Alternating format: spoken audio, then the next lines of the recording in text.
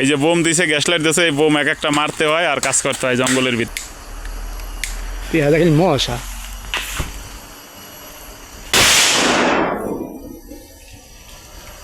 একটা বোম মারছি, বোমের কি শব্দ হয়েছে দেখছেন? দুনিয়া অন্ধকার হয়ে গেছে একটা বোমে। বাস্তবে এরকম আমরা অনেক বোম মাইরে পরে জঙ্গলে কাজ করি সব সময়। আর নতুন করে যে কলিং দিয়েছে, আপনারা একটু যাচাই বাছাই করে তারপরে আসবেন। আমরা কিন্তু অনেক কষ্ট করতেছি, আমাদের ভিসা নাই, আমাদের কিন্তু এজেন্ট ভিসা ছিল।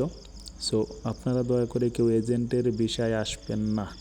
যাচাই বাছাই করে সুন্দর করে ভালো কোনো কোম্পানি দেখে তারপরে আপনারা যে সকল কোম্পানিতে ইন্টারভিউ দেয় সেই সকল কোম্পানিতে আসার চেষ্টা করবেন, খুব ভালো কোম্পানি। এই যে হাতের মধ্যে বোম আর হইছে গ্যাস লাইট। আবার দেখে কেউ বুঝেন না যে আমরা জামাত শিবির করি, কারণ এই হাতের মধ্যে অ্যাটম বোম তারপরে গ্যাস লাইট এগুলো দেখলো তো আবার অনেকে কয় জামাত শিবির। জামাত শিবির না, কালকে দিনে যা দেখছি ওইটা দেখা মনে পড়ে। আগে এই যে হাতের মধ্যে বোম, এই বোম আমি বাংলাদেশে থাকতে কোনো সময় হাতে নেই। আর এই যে গ্যাস লাইট দেখছেন, গ্যাস লাইট কত দামি গ্যাস লাইট।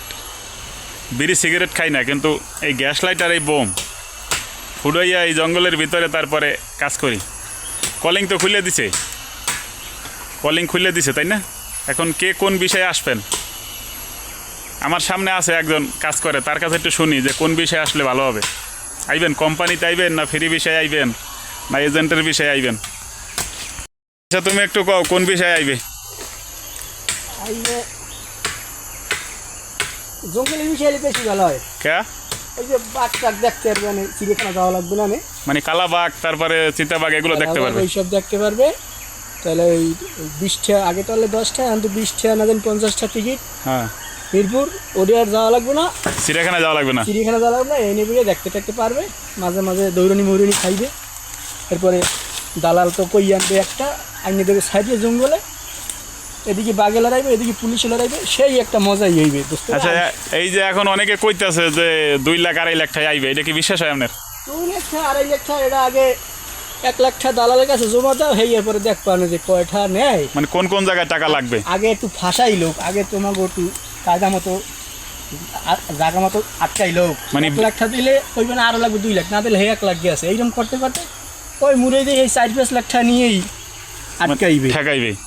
এটা তো আর ওই আম পাবলিক বোঝে না।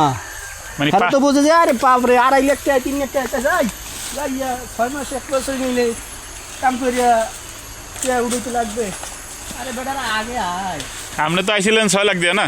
আরে 6 লাখ দিয়ে আইছি, তারপরে কয় গোল দিবু বেতন পাবা 1 লাখ, হুমুক হুমুক আইয়ে দেখ খাইতেই পাই না। পরে অনেক কষ্ট করিয়া লোকজন ছিল বিটায় পালাইয়া আর এক জায়গায় আইছি, আইয়ে তো তাও ওই জঙ্গলের কাম। মানে এই জঙ্গলে কাজ করেন, এখন বিষয় আছে? নাই বিষয় নাই, বিষয় নাই। বিষয় নাই, বিষয় থাকলে আর জঙ্গলে কাজ করা লাগবে না। থাকি এই কাজ করা লাগবে। এই যে দেখতেছেন জঙ্গল, কাজ করতাম কয়েক হাজার হাজার মশা এই যে পিছে পিছে উঠতে আছে। মালয়েশিয়া কোনো ভালো কাজ নাই, ভালো কাজ করলেও তাও আবার পয়সা দেয় না, 6 মাসের বেতন গান খায়। এই যে সেইটা বিভিন্ন নাটক। এই যে জঙ্গলের ভিতরে কালকে যে আমরা কালা বাঘ দেখছি, এই কালা বাঘ দেখার পর হইতে গনে আমাকে এই বোম দিছে। এই যে এই যে বোম দিছে, গ্যাস লাইট দিছে, এই বোম এক একটা মারতে হয় আর কাজ করতে হয় জঙ্গলের ভিতরে। এই হচ্ছে আমাদের প্রবাস জীবন।